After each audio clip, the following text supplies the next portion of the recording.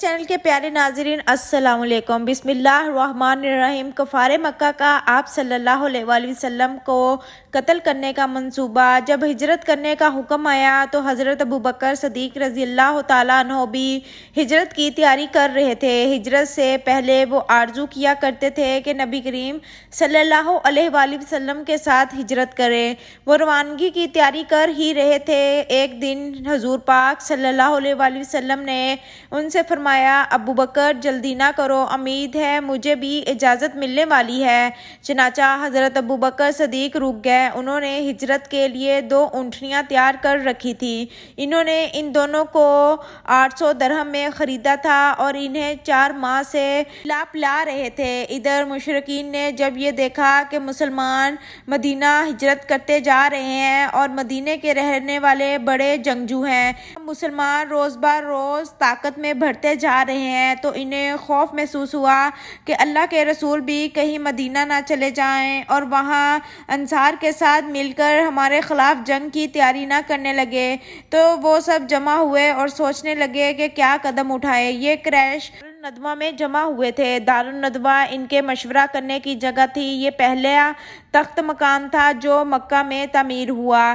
قریش کے اس مشورے میں شیطان بھی شریک ہوا۔ وہ انسانی شکل میں آیا تھا اور ایک بوڑھے کے روپ میں تھا، سبز رنگ کی چادر اوڑھے ہوئے تھا۔ وہ دروازے پر آ کر ٹھہر گیا۔ اسے دیکھ کر لوگوں نے پوچھا، آپ کون بزرگ ہیں؟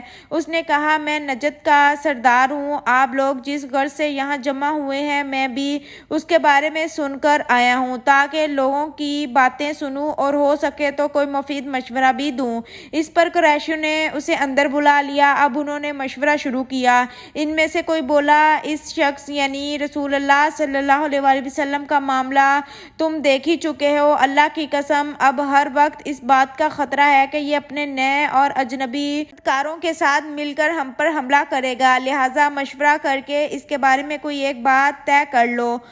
ایک شخص ابو الخطری بن ہشام نے کہا، اسے بیڑیاں پہنا کر ایک کوٹری میں بند کر دو اور اس کے بعد کچھ عرصے تک انتظار کرو تاکہ اس کی بھی وہی حالت ہو جو اس سے پہلے شاعروں کی ہو چکی ہے اور یہ بھی انہی کی طرح موت کا شکار ہو جائے۔ اس پر شیطان نے کہا، ہرگز نہیں، یہ رائے بالکل غلط ہے۔ یہ خبر اس کے ساتھیوں تک پہنچ جائے گی، وہ تم پر حملہ کر دیں گے، اپنے ساتھی کو نکال کر لے جائیں گے اور اس بات تم لوگوں کو پچھتانا پڑ جائے گا، لہٰذا کوئی اور ترکیب سوچو۔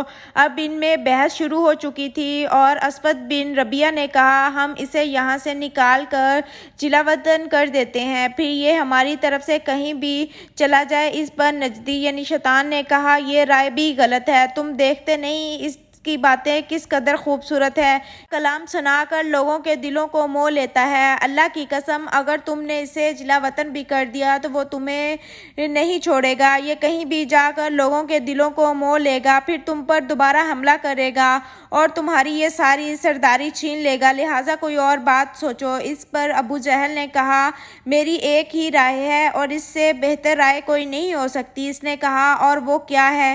ابو جہل نے کہا، آپ لوگ ہر خاندان اور قبیلے کا ایک ایک بہادر اور طاقتور نوجوان لیں، ہر ایک کو ایک ایک تلوار دیں، ان سب کو محمد پر حملہ کرنے کے لیے صبح سویرے بھیجیں، وہ سب ایک ساتھ اس پر اپنی تلواروں کا ایک بھرپور وار کریں، اس طرح اسے قتل کر دیں۔ اس سے یہ ہوگا کہ اس کے قتل میں سارے قبائل شامل ہو جائیں گے، لہٰذا محمد کی خاندان والوں میں اتنی طاقت نہیں ہوگی کہ وہ ان سب سے جنگ کرے، لہٰذا وہ خون بہا یعنی فدیہ کی رقم لینے پر آمادہ ہو جائیں گے، وہ ہم انہیں دے دیں گے۔ اس پر شیطان خوش ہو کر بولا، ہاں یہ رائے بالکل ٹھیک ہے، میرے خیال میں اس سے اچھی رائے کوئی اور نہیں ہو سکتی۔ اس رائے کو سب نے منظور کر لیا اور اللہ تعالیٰ نے فوراً جبرائیل علیہ السلام کو حضور اکرم صلی اللہ علیہ وآلہ وسلم کے پاس بھیج دیا۔ انہوں نے عرض کیا، آپ روزانہ جس بستر پر سوتے ہیں آج اس پر نہ سوئیں۔ اس کے بعد انہوں نے مشرکین مشرکین کی سازش کی خبر بھی دے دی۔ چنانچہ سورۃ انفال کی آیت 30 میں آتا ہے، ترجمہ اور اس واقعے کا بھی ذکر کیجیے جب کافر لوگ آپ کی نسبت بری بری تدبیریں سوچ رہے تھے کہ آیا آپ کو قید کر لیں یا قتل کر ڈالیں یا جلاوطن کر دے، اور وہ اپنی تدبیریں کر رہے تھے اور اللہ اپنی تدبیر کر رہا تھا، اور سب سے مضبوط تدبیر والا اللہ ہے۔ جب رات 1/3 گزر گئی تو مشرکین کا ایک ٹولہ حضور کریم صلی اللہ علیہ وآلہ وسلم کے گھر تک پہنچ کر چھپ چکا تھا۔ وہ انتظار کر رہے تھے کہ آپ کب سوئیں اور وہ سب ایک دم ان پر حملہ کر دیں۔ ان کفار کی تعداد 100 تھی، اور ادھر حضور پاک صلی اللہ علیہ وآلہ وسلم نے حضرت علی رضی اللہ تعالیٰ عنہ سے فرمایا، تم میرے بستر پر سو جاؤ اور میری یمنی چادر اوڑھ لو۔ پھر آپ صلی اللہ علیہ وآلہ وسلم نے حضرت علی رضی اللہ تعالیٰ عنہ کو تسلی دیتے ہوئے فرمایا، تمہارے ساتھ کوئی ناخوشگوار واقعہ پیش نہیں آئے گا۔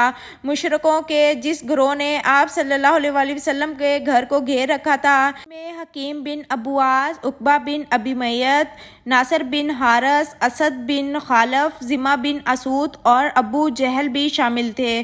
ابو جہل اس وقت طبی آواز میں اپنے ساتھیوں سے کہہ رہا تھا، محمد صلی اللہ علیہ وآلہ وسلم کہتا ہے، اگر تم اس کے دین کو قبول کر لو گے تو تمہیں عرب اور عجم کی بادشاہیت مل جائے گی، اور مرنے کے بعد تمہیں دوبارہ زندگی عطا کی جائے گی، اور وہاں تمہارے لیے ایسی جنتیں ہوں گی، ایسے باغات ہوں گے، ایسے اردان کے باغات ہیں، لیکن اگر تم میری پیروی نہیں کرو گے تو تم سب تباہ ہو جاؤ گے، مرنے کے بعد دوبارہ زندہ کیے جاؤ گے، اور تمہارے لیے وہاں جہنم کی آگ تیار ہوگی اور اس میں تمہیں جلایا جائے گا۔ نبی کریم صلی اللہ علیہ وآلہ وسلم نے یہ الفاظ سن لیے۔ آپ یہ کہتے ہوئے گھر سے نکلے، ہاں میں یقیناً یہ بات کہتا ہوں۔ اس کے بعد آپ صلی اللہ علیہ وآلہ وسلم نے اپنی مٹھی میں کچھ مٹی اٹھائی اور یہ آیت تلاوت فرمائی، ترجمہ: یاسین، قسم ہے حکمت والے قرآن کی، بے شک آپ پیغمبروں کے گروہ میں سے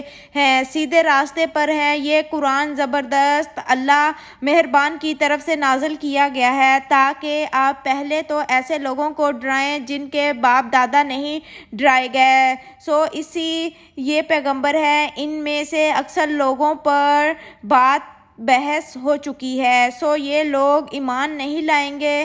ہم نے ان کی گردنوں میں ٹوک ڈال دیے ہیں، تھوڑیوں تک اڑ گئے ہیں، جس سے ان کے سر اوپر کوٹ گئے ہیں، اور ہم نے ایک آر ان کے سامنے کر دی ہے اور ایک آر ان کے پیچھے کر دی ہے، جس سے ہم نے انہیں ہر طرف سے گھیر لیا ہے، سو وہ دیکھ نہیں سکتے۔ یہ سورہ یاسین کی آیت 1 تا 9 کا ترجمہ ہے۔ ان آیت کی بابرکت سے اللہ تعالیٰ نے کفار کو وقتی طور پر اندھا کر دیا، وہ حضرت محمد صلی اللہ علیہ وآلہ وسلم کو اپنے سامنے سے جاتے ہوئے نہ دیکھ سکے۔ حضور کریم صلی اللہ علیہ وآلہ وسلم نے جو مٹی پھینکی تھی وہ ان سب کے سروں پر گری، کوئی ایک بھی ایسا نہ بچا جس پر مٹی نہ گری ہو۔ جب قریش کو پتہ چلا کہ حضور کریم صلی اللہ علیہ وآلہ وسلم ان کے سروں پر خاک ڈال کر جا چکے ہیں تو وہ سب گھر کے اندر داخل ہوئے۔ آپ صلی اللہ علیہ وآلہ وسلم کے بستر پر حضرت علی رضی اللہ تعالیٰ عنہ چادر اوڑھے سو رہے تھے۔ یہ دیکھ کر وہ بولے، خدا کی قسم یہ تو اپنی چادر اوڑھے سو رہے ہیں، لیکن جب چادر الٹی کی تو بستر پر حضرت علی رضی اللہ تعالیٰ عنہ نظر آئے۔ مشرکین حیرت زدہ ہو گئے۔ انہوں نے حضرت علی رضی اللہ تعالیٰ عنہ سے پوچھا، تمہارے صاحب کہاں ہیں؟ مگر انہوں نے کچھ نہ بتایا، تو وہ علی رضی اللہ تعالیٰ عنہ کو مارتے ہوئے باہر لے آئے اور مسجد حرم تک لے آئے۔ کچھ دیر تک انہوں نے انہیں روکے رکھا، پھر چھوڑ دیا۔ تھا آج کا واقعہ۔ اگر آپ کو اچھا لگا ہو تو میرے چینل کو سبسکرائب کرنا مت بھولیے گا۔ اللہ حافظ، اللہ نگہبان۔